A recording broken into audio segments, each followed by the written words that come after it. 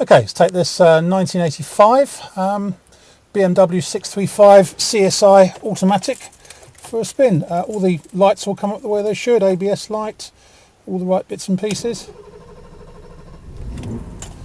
Starts nicely. I've just done a quick 8-mile trip in it, but it's just done over the past 3 days, just under 500 miles.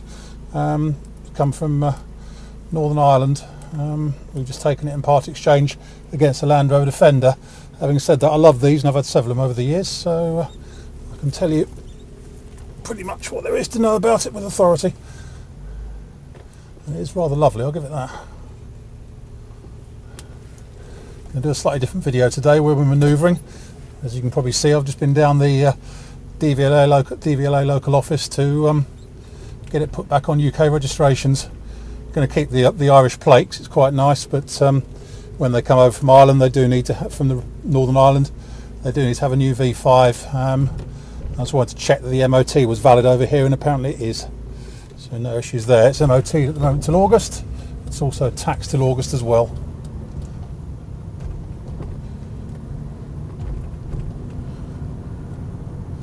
But I've had more of these over the years, and I've had hot dinners, I think, and this is, to say, one of the, if not the nicest, one of the very nicest ones I've had. Thoroughly sorted car. Showing 63,000 miles, although I'll tell you now that isn't correct. It's actually done, I think, just under 119,500. It's quite a common thing on these for the Speedos to fail, and the Speedo did fail last year at 119,000, and the last owner had it replaced with a good used one that was showing 60 sort of 1,000 miles, and has used it very sparingly since. So yes, the mileage is showing 63,000, but that is not correct. Although we have got really superb service history with it. Seems to have been in one family from new up until about 2005, 2006, and then it disappeared off to Northern Ireland, and it's just come back.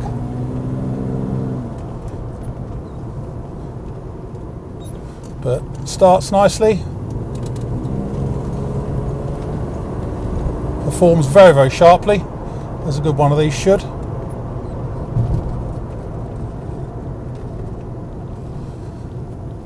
No misfiring or hesitancy from the motor, and importantly no overheating.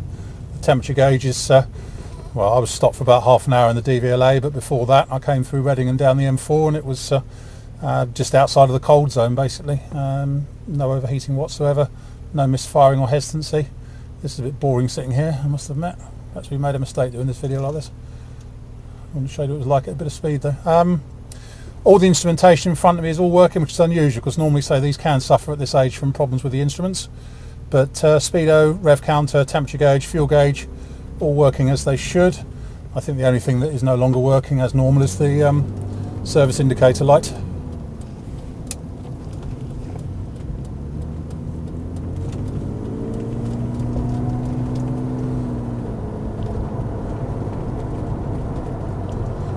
But these make great everyday classics. I've used several of them over the years for big miles every year, and they've been absolutely superb.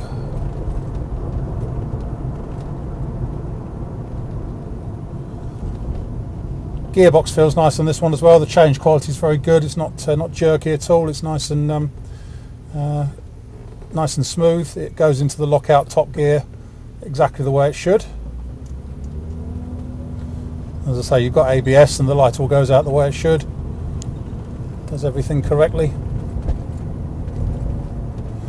One thing you can take comfort from, the MOT in Northern Ireland is way stricter than it is in the mainland UK. And it's gone through that without any issues whatsoever. Electric wise, you've got electric sunroof and electric windows. The sunroof works on both modes. Yep. Tilt as well as slide. All the windows are working fine. It's got central locking. What else have we have? Oh, it's got cruise control, this one, which actually works as well. It's quite unusual for its age. Cruise control on it. Hasn't got air conditioning, which is probably no bad thing because it's rubbish on these. The only thing, it has got the usual electrical glitch where the heater fan motor will only work on full speed. The rheostat isn't working on it as is often the case. You're going to cut me up, aren't you? Yeah, you are.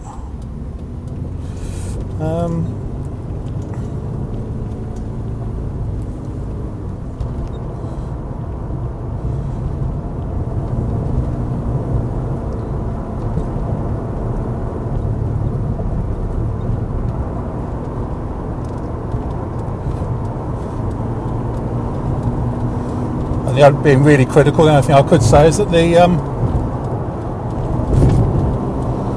indicator switch is a bit worn and what's the word?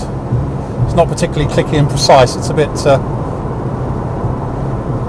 worn, a bit vague. Up to an indicated 80 now, performing beautifully.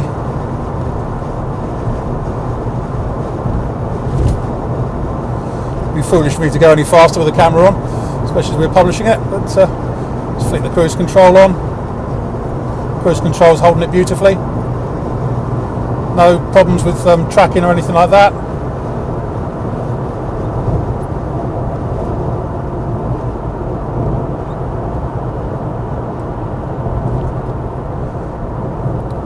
Just a really spot on example. There's not really much more I can say about it really. It's got the trip computer, which all the backlight all works on that and it all works properly. I think we just need to reset the clock on it. Oh, the radio cassette unit has stopped working apparently. That failed on the way down here from Northern Ireland, but it's not a particularly good one. It is a Blaupunkt one, but it is an old one. You may want to change that, or it may just need a new fuse in it or something. But there's no heavy bumps or clunks or anything. There is a very faint creak from the rear suspension, just over heavy bumps, but I think it's just the trailing arm bushes just creaking a little bit. There's certainly no major clunking or sort of wandering about or anything like that. It's all exactly as it should be. Not much else I can say about it really. My name's Simon. You can reach me on 0771 906 9353 or in the office on 0118 946 3352, or you can go to our website, which is www.motodrome.co.uk for any further info. That's about it. End.